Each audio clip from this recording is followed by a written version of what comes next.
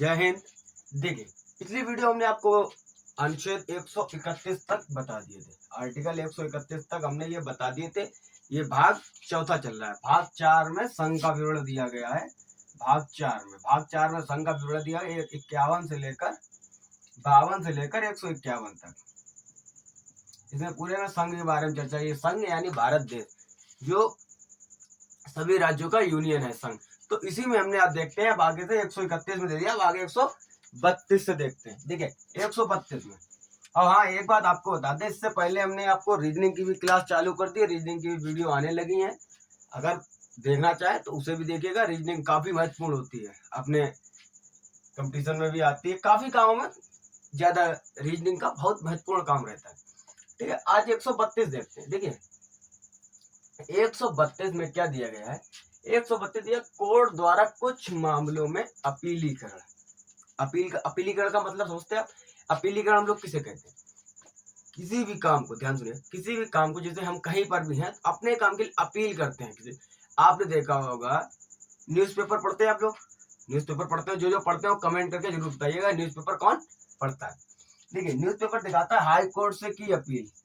किसी माया की, जैसे भी अपना एक अतीक अहमद वाला ही केस हुआ था। तो अतीक अहमद जैसे मान लीजिए उस समय उनकी हत्या नहीं की गई, तो उससे पहले उसके वकील ने हाई कोर्ट में से अपील की हो अपने क्लाइंट के लिए। हाई कोर्ट में अपील, हाई कोर्ट में अपील की। अपील का मतलब कोई चीज मांगना, जिसे अपनी मांग पूरी कराना। जिसे हम ही लोग पापा से कहें कि पापा 1000 रुपये चाहिए, उसको होटल में लेके जाना या कहीं लेके जाना, तो वो क्या हुआ, पिताजी से हमने अपील की है। ठीक है, अपील वो माने या ना माने वो उसके ऊपर है। अगर कोई सेल्फ है, अपने आप में काम करता हो, कोई जॉब करता हो, आप में देखिए जॉब करते हो तो मांगने की जरूरत ही नहीं है। जैसे मान लीजिए कोई है तो उसमें तो मांगना ही पड़ेगा पिताजी से, घर से तो कहीं ना कहीं से तो आप लेंगे, दोस्तों से भी लेंगे। तो आप उसको अगर मांगेंगे, तो अगर किसी पैसा भी उधार मांगे तो वो एक अपील होती है, दे या ना दे वो तो उसके ऊपर है, आपके व्यवहार। तो हाईकोर्ट से अपील होती है। तो अपील का मतलब जिसकी कोई सजा इसकी 5 साल है तो उससे अपील की गई, या तो उसे जमानत पे छुड़वा दिया जाए, जमानत पे छोड़ दिया जाए, ये अपील की हो, या उसकी सजा कम कर दी जाए, उसके लिए वकील लोग हाईकोर्ट से अपील करते हैं। ठीक है, हाईकोर्ट से अपील करते हैं। अब इसमें देखिए कोर्ट द्वारा कुछ मामलों में अपीलीकरण, तो कोर्ट में कुछ मामले उसके लिए अपीलीकरण कर सकते हैं। ठीक है, अब आगे देखिए 133 में दिया गया है सिविल मामलों के विषय से संबंधित। सिविल मामले क्या, जैसे घरेलू के मामले होते हैं, जैसे कोर्ट मैरिज का, कोई तलाक हो रहा है, तलाक हो गया, या कोई विवादी छोटा मोटा कोई काम है। ठीक है, तो उस मामलों में अपना जो सिविल मामले होते हैं, घरेलू मामले होते हैं, तो उसमें सिविल के मामले संबंधित उच्चतम न्यायालय की अपीली अधिकारिता, मतलब आपकी ये अधिकारिता आपको दिया जाता है कि सिविल मामले में अगर आपका डिस्ट्रिक्ट कोर्ट या हाई कोर्ट आपकी सुनवाई नहीं होती है, तो आप उच्चतम न्यायालय यानी हाई कोर्ट में अपनी अपील दायर कर सकते हैं। किस आर्टिकल के तहत? तो 133 आर्टिकल के तहत सिविल मामलों के विषय से संबंधित मामलों में आप अपनी अपील हाई कोर्ट में दे सकते हैं। अगर डिस्ट्रिक्ट कोर्ट में सुनाई नहीं हो रही तो आप उससे अगर संतुष्ट नहीं है, डिस्ट्रिक्ट कोर्ट से आप अगर संतुष्ट नहीं है तो हाई कोर्ट जा सकते हैं। अगर हाई कोर्ट से भी आपको संतुष्टि ना मिले तो सीधे सुप्रीम कोर्ट जा सकते हैं। अगर सुप्रीम कोर्ट संतुष्टि नहीं तो कहीं संतुष्टि नहीं, क्योंकि उससे बड़ा कुछ है ही नहीं। सबसे बड़ा सुप्रीम कोर्ट के आगे तो नेताओं की भी नहीं चलती है। डीएम एसपी डीएसपी को तो ऐसे ही भगा देता है, सीधे मुंह बात नहीं करता। वो कहते अच्छा वो जाएगा, अगर कोई गया, जैसे मान लीजिए कोई डीएम गया, तो वो गया, वो बोला कि सर हम वहां के डीएम है। अच्छा डीएम हो आप, चलो निकलो बात, वकालत। तो तब ऐसे कहते हैं। जजों के पास इतना पावर था कि उससे बड़ा को अपने आप को समझते ही नहीं। अब समझना चाहिए, मतलब सर्वोच्च कुर्सी पर बैठा है व्यक्ति, अगर आप उससे जाके कहें हम वहां के डीएम है।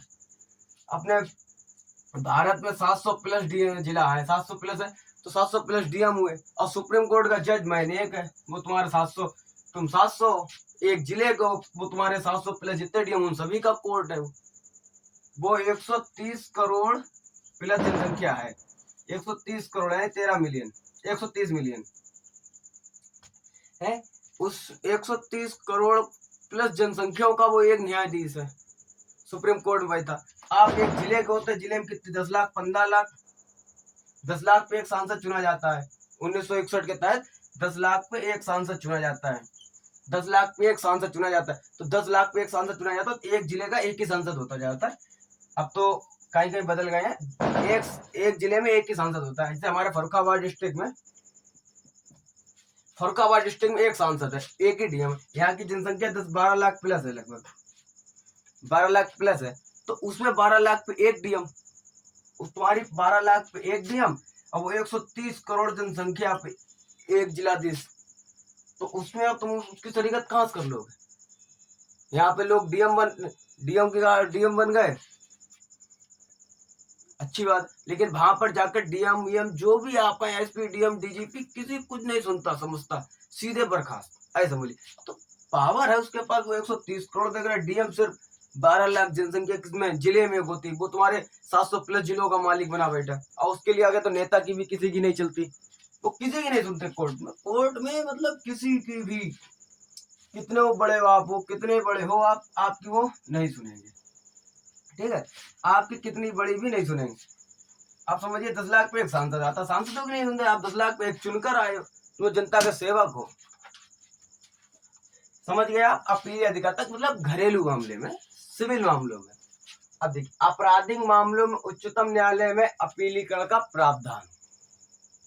इसमें क्या, इसमें आपराधिक मामले कौन से होगा? 302, 307, 302 मर्डर,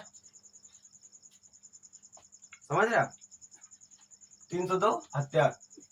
इसी में मान लीजिए, अब जो आपराधिक मामले होते हैं, जितने भी फौजदारी विवाद हो गए, जमीन से लेकर हो गए, जमीनी मामले की पता चला आपने उसकी जमीन हड़प ली, नहीं लौटा रहे, विवाद कर दिया, उसको सर फोड़ दिया, उसे मार दिया, लड़ाई झगड़ा कर दिया, विवाद फौजदारी मामले से कहते हैं। तो आपराधिक मामले जो भी होते हैं, वो सब उस सब की अपीलीकरण कहाँ होती है? उस मामले में भी अपील का प्रावधान है। अगर मतलब उसका कोई वकील है तो उसके लिए वो अपील कर सकता है सुप्रीम कोर्ट से, माफ करे, सजा कम करे या ना करे, वो किसके ऊपर है? जज के ऊपर, वो है सुप्रीम कोर्ट के ऊपर। लेकिन अपील उसका वकील कर सकता है, वकील ही अपील करते हैं। ठीक है, अब 135 में देखिए, 135 में फेडरल न्यायालय की अधिकारिता और शक्तियों का उच्चतम न्यायालय द्वारा प्रयुक्त होना। देखिए, ये बहुत इंपॉर्टेंट प्रश्न है, इसे वेरी इंपॉर्टेंट कर लीजिए, वेरी इंपॉर्टेंट। ठीक है, फेडरल न्यायालय क्या है? फेडरल न्यायालय हमारा देश आजाद होने से पहले, जैसे अपना सुप्रीम कोर्ट है, ऐसे ही high supreme court, high court, district court होते हैं ना, तो इसी प्रकार से फेडरल न्यायालय था। फेडरल कोर्ट मान लीजिए, फेडरल कोर्ट हुआ करता था। तो उसमें कहा गया था कि फेडरल न्यायालय की अधिकारिता जो है वो भी उच्चतम न्यायालय के द्वारा ही प्रयुक्त होगी, यानी सुप्रीम कोर्ट से डाउन में रहेगी वो। जैसे हाई सुप्रीम कोर्ट के नीचे कौन आता है? हाई कोर्ट के नीचे डिस्ट्रिक्ट कोर्ट। तो जो फेडरल कोर्ट होती है तो सुप्रीम कोर्ट के नीचे आएगी फेडरल कोर्ट। अगर कोई उसे अपने नए विषय में कुछ भी करना है तो वो सुप्रीम कोर्ट की राय लेगी, या मतलब ऐसे मानिए, अगर कोई काम हाई कोर्ट नहीं होता तो वो सुप्रीम कोर्ट में होगा। जो भी कार्य है, अगर आपके पापा नहीं करे तो आपकी मम्मी करेगी, गारंटी। मम्मी से बड़े पापा नहीं हो, तो ऐसा ही समझ लीजिए। तो फेडरल कोर्ट जो है वो सुप्रीम कोर्ट से बड़ा नहीं हो पाएगा, सुप्रीम कोर्ट से बड़ा नहीं हो पाएगा। इसीलिए जैसे उसके जो लेवल में जैसे आते हैं, जैसे हम लोग देखा पहले, जैसे मान लीजिए अपना राज्य का सीएम होता है, देश का पीएम होता है, तो मान लीजिए पीएम सुप्रीम कोर्ट और सीएम फेडरल कोर्ट, समझ गए? ठीक है, कमेंट करके जरूर बताइएगा किस तरीके से आपको समझ में आ रहा है। देखिए 136, अपील के लिए उच्चतम न्यायालय की विशेष इजाजत। अपील के लिए उच्चतम न्यायालय की विशेष इजाजत, इसमें कहा गया है उच्चतम न्यायालय मतलब अपना समझ रहे, सुप्रीम कोर्ट को यह हक है कि अगर कोई अपील करता है तो उसकी बात इजाजत है कि उसकी बात सुने, वो क्या अपील करना चाह रहा है उसकी बात को ले, फिर उस पर विचार विमर्श करें। जो जितने जज बैठते हैं उन सभी से राय ली जाती है, या जो भी जज मुकदमा सुनाता है उसकी राय ली जाए, जो अपील कर रहा है उसकी अपील को देखा जाए, वो सजा कम करने लायक अपराधी है, अगर सजा कम करने से वो सुधर जाता है, या वो सुधरा हुआ है, या कोई गुस्से में आके किया, बहकावे में आके किया, अगर मान लीजिए कोई खूंखार अपराधी है तो वैसे भी अपील हो, न्यायाधीश माफ नहीं करेगा। अगर खूंखार अपराधी नहीं है, धोखे से किया, उसने कभी पहली बार ऐसा किया है, तो उसके लिए सुप्रीम कोर्ट की इजाजत है कि वो इस पर अपील को सुने, और अगर हो सके तो उसकी सजा को कम करे, या जो भी उसका प्रावधान होगा सुप्रीम कोर्ट का, उसकी सजा कम कर सके। ठीक है। अब देखिए 137 में आता है न्यायिक पूर्वलोकन। न्यायिक पूर्वलोकन क्या होता है? जैसे कोई भी, जैसे हम लोग मान लीजिए कोई भी मुकदमा है, कोई भी कोर्ट ने सुनाया, एक बार ध्यान है आपको हमने पढ़ाया था बेरूबरी कांड, प्रस्तावना में पढ़िए जाकर, संविधान का प्रस्तावना में बेरूबरी कांड हुआ था, एक बेरूबरी कांड। ठीक है, बेरूबरी कांड हुआ था। बेरूबरी कांड में क्या था? बेरूबरी कांड हुआ था 1960 में।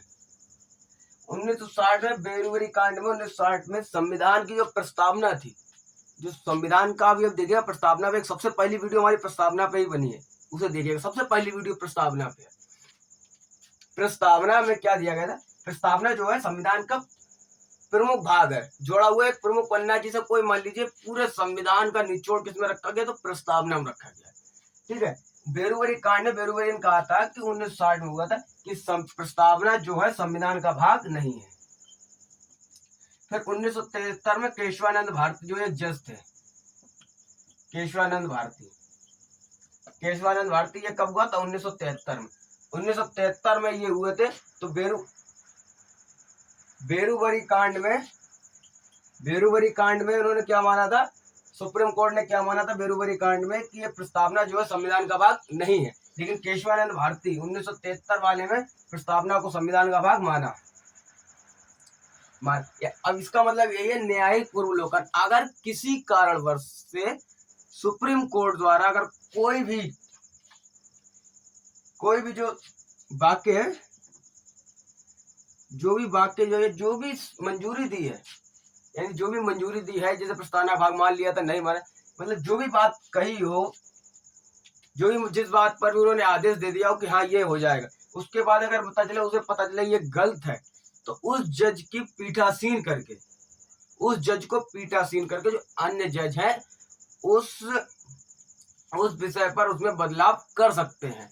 अब ये 1960 में जो भी जज था उसका नाम नहीं ध्यान आ रहा, नाम एक है वो बता देंगे। तो जो 1960 में जो जज था उसने ये नहीं माना था, लेकिन जब 1973 में से जब माना गया तो उस जज को पीठासीन, मतलब वो जज ना हो या उसे हटाकर जो और जज होते हैं